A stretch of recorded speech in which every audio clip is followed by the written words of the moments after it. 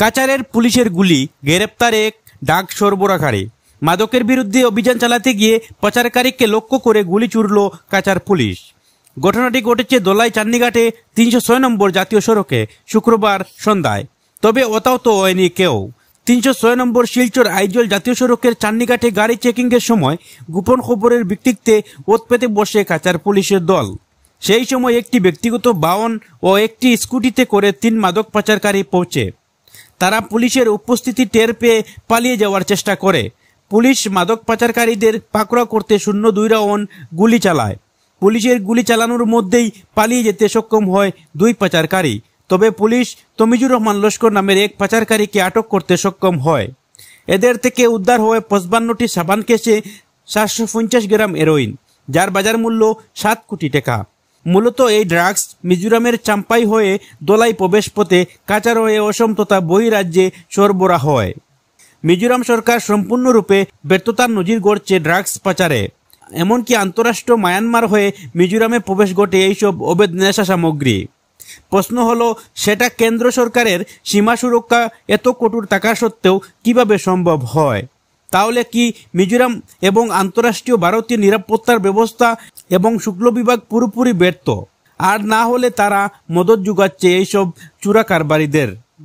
এমনটাই প্রশ্ন উঠছে জনমনে। ইবজুর রহমানের প্রতিবেদন।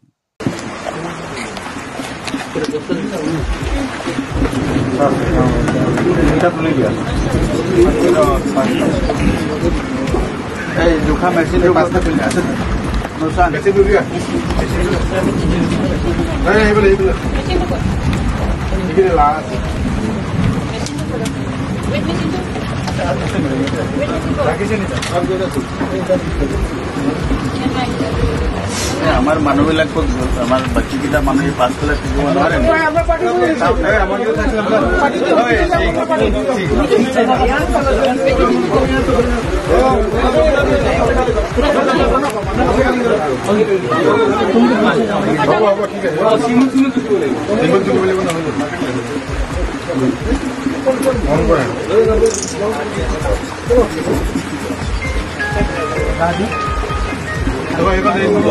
নিভি যাবি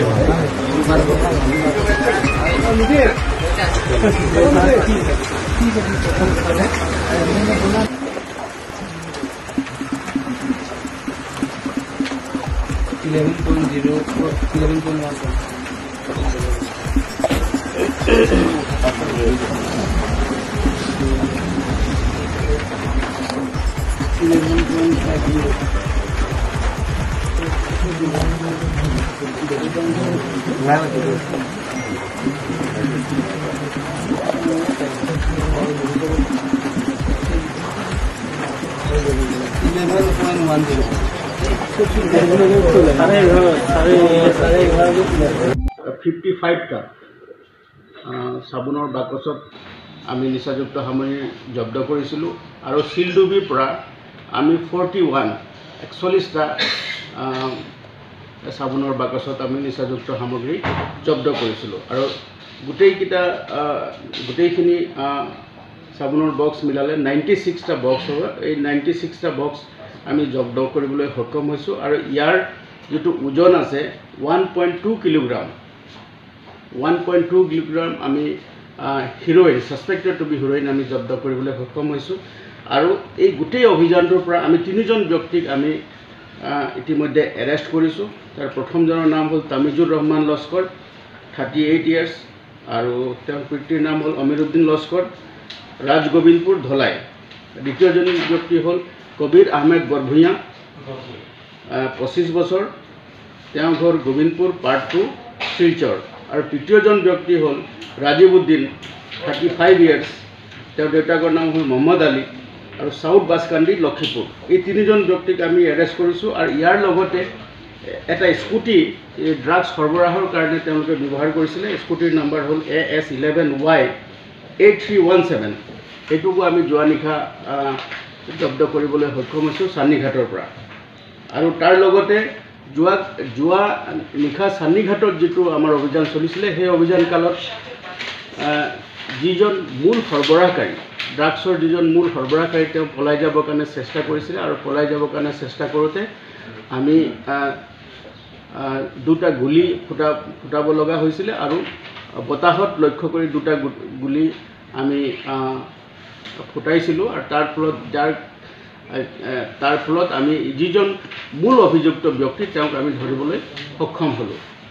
আৰু এই গোটেই যিখিনি সামগ্ৰী আমি জব্দ কৰিছোঁ নিচাযুক্ত সামগ্ৰী তাৰ বজাৰ মানে ব্লেক মাৰ্কেটত তাৰ বজাৰ অনুমান যিটো হয় প্ৰায় মানে 7 কোটি টকাৰ হ'ব আৰু সামগ্ৰীখিনিৰ মূল্য হ'ব। আৰু এই সামগ্ৰীখিনি আমি প্ৰাৰম্ভিক তথ্যত আমি গম পাইছোঁ যে গোটেই সামগ্ৰীখিনি চুবুৰীয়া ৰাজ্যৰ পৰা আমাৰ জিলাৰ মাজেদি বহিৰাজ্যলৈ লৈ যোৱাৰ এটা বৃহৎ পৰিকল্পনা আছিলে।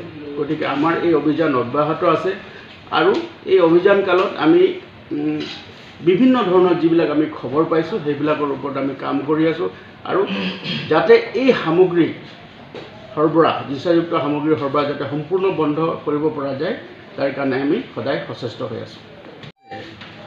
আমাৰ অভিযান অব্যাহত আছে। ধাৰাবাহিকভাৱে নিচাযুক্ত সামগ্ৰীৰ যি সৰবৰাহ হয় তাৰ বিৰুদ্ধে আমি সৰব হৈ আছোঁ আৰু যোৱা বিগত দিন ধৰি আমাৰ ধাৰাবাহিকভাৱে আমি নিচাযুক্ত সামগ্ৰীৰ বিৰুদ্ধে যি অভিযান সি আমাৰ চলি আছে আৰু আমি বৃহৎ সংখ্যক চিজাৰ কৰিবলৈ আমি সক্ষম হৈছিলোঁ। এই অভিযানৰ এক অংশস্বৰূপে যোৱাকালি মানে 10 তাৰিখে এটা বিশেষ অভিযান চলিছিলে আৰু আমাৰ জিলাখনৰ দুটা অঞ্চলত এই অভিযান চলিছিলে। এটা অভিযান হৈছিলে ধলাইৰ চান্নিঘাট অঞ্চলত আৰু এটা অভিযান চলিছিলে শিলডুবি শিলচৰ থানাৰ অন্তৰ্গত শিলডুবি অঞ্চলত পাৰ্ট 2ত এই অভিযান চলিছিলে আৰু দুইটা অভিযানতে